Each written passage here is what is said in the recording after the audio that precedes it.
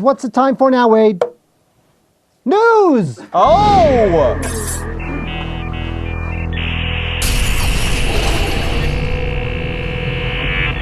Hey guys, how you doing? Oh! Hello, Chad. How are you? I'm great. Good to see you. You too. Now, it's a big week in news, isn't it? It certainly is. Let's get to it.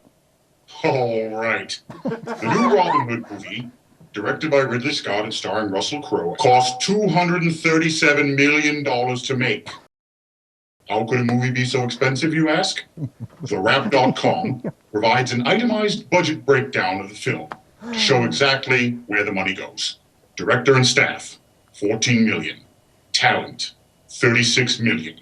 Visual effects, $12 million. Arrows, $3 million.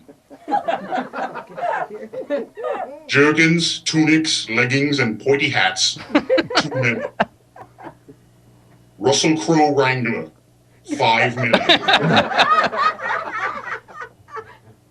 Historical accuracy research, $700. That's a lot of money. I hope the movie is good, but if it's not, as the guys say it's not, at least they tried. You know it's true. Everything they do it for you. They do it for you. Oh dear. Wow. 237 million, that's pushing up to Avatar territory. And it's just not on the screen here. I mean, there are castles, and they built their villages, and there are lots of extras and tunics and, you know, a big battle scene.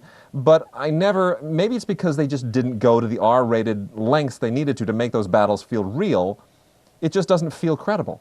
First of all, the movie is 2 hours and 20 minutes. Yeah. So already you're sort of, you're down a screening per day. They always knew this. When Ridley Scott floated the idea of releasing this in 3D, that was already a sign that they knew they needed something. Right. So. All right, Chad, now we're angry all over again. Yeah, all right, thank you. Next news story. The Cannes Film Festival opens this week. There are many, many movies screening there.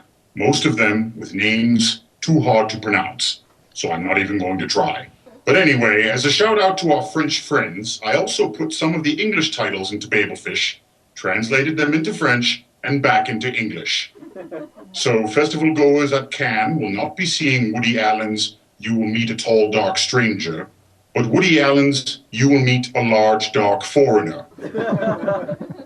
They will not see Doug Liman's Fair Game.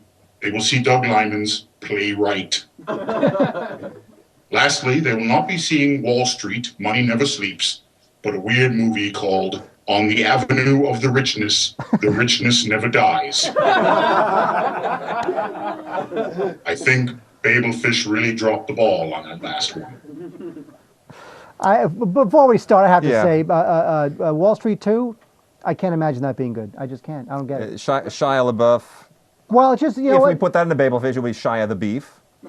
That is true. Yeah. But it just seems like Oliver Stone is just another person now. He's just a big, fat, happy capitalist who really, what does he have to say about America nowadays? He's got nothing to say. Now, Chad comes up with some funny names, but the funniest name is one that is so unpronounceable that only Wade Major can pronounce it. Now, this guy's name... Don't bet on it. This guy's name, by the way, this is a real director who's kind of world-renowned. His name is so complicated that his friends call him Joe. Go, That's Wade, what is true. it? Look into the camera, tell us what it is. Apachatpong Wirasikathul.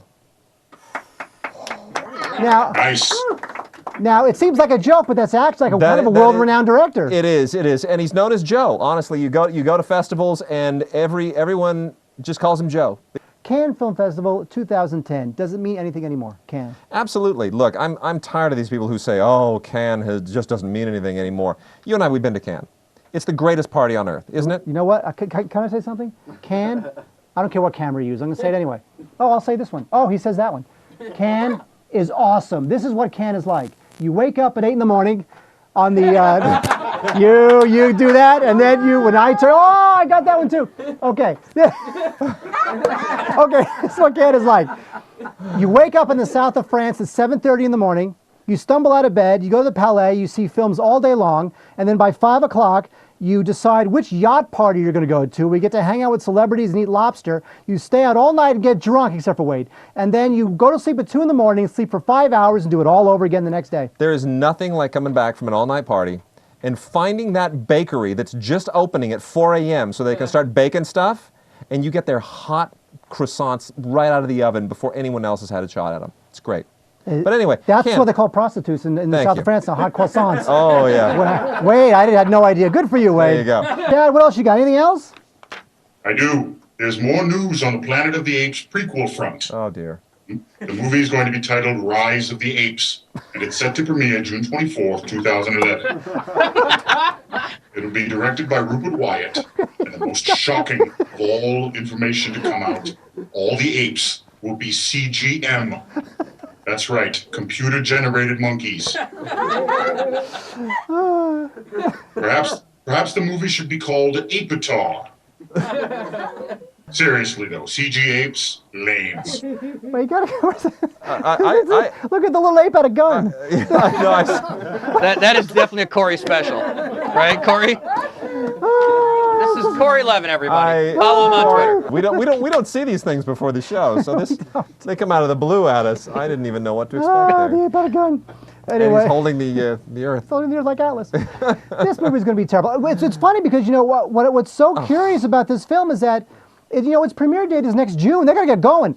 Not only do they have to get going, is it even written? If the premiere date is next June, right? Yeah. They must be much farther along than they're letting on. Because if this is a big movie with lots of CGI effects, there's no way you can do that in just one calendar year. No, you need at least 18 months to do movies that have a lot of CG in them. And that means 18 months making it, not writing it. If they don't have a script, there's no way they're making June. No, so I'm saying like they announce this thing as if like, oh, look, it just happened. It's fantastic. No. This thing is farther down the road than we think. Unless it's going to be one of these train wrecks where they have a script, but they're going to rewrite it while they go through the pre-production process, and hopefully in a couple of 3 months they'll have some semblance of something they want to shoot, and they just think that it doesn't matter. Well, bottom line, it's CGI. Who cares? It's dead. Exactly. I mean, we've talked about this last week. They really, when we were kids, it was a big deal. Planet of the Apes was a big deal, and they sold action figures and forts and all sorts of stuff. And this new generation is not going to latch on because of the horrible first one that Burton did, and now this one. I mean, forget it. This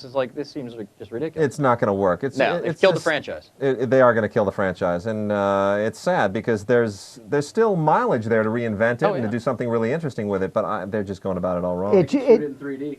I'm sure it's going to be. I'm sure it's going to be 3D. You know what? It depends on how close this script is to Caesar. Now, Caesar was a script that Fox had wanted to develop for years, but it's CGI, and they liked it. But it's CGI. No, but matter. Caesar goes back to a couple years ago. It's not going to be Caesar. And that script was supposed to be great. Yeah. Now I'm not sure how much this new film has to do with Caesar. Look what they did to Nottingham. Huh? Look what they did to Nottingham. You know what? They turned it into Maximus Hood. Gladiator meets Robin Hood. Maximus Hood. All right, Chad. Anything else? Chad? What? Hello. Oh, there we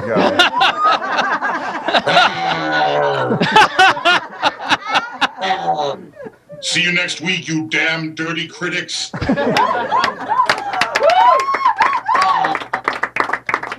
I always wondered what Chad looked like underneath that mask, and now I know. Yeah. He looks like that. Unbelievable. All right, Chad, thank you very much. Fantastic work as usual.